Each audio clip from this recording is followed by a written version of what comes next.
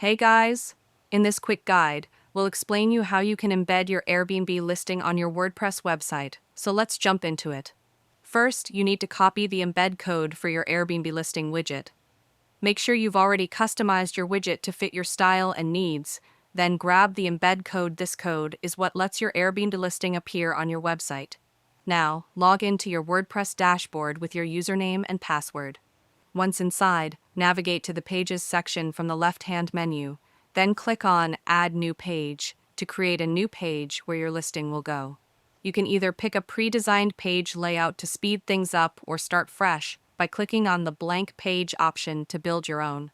Inside the page editor, look for the little plus icon. That's how you add content blocks. From the block options, select Custom HTML. This block lets you insert any custom code, like the Airbnb embed code. Now, simply paste the embed code you copied earlier right into the text box provided. If you want to check how it looks before going live, click the Preview tab.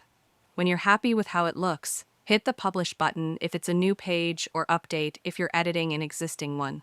Finally, click View Page to see your Airbnb listing live and ready for visitors on your WordPress site.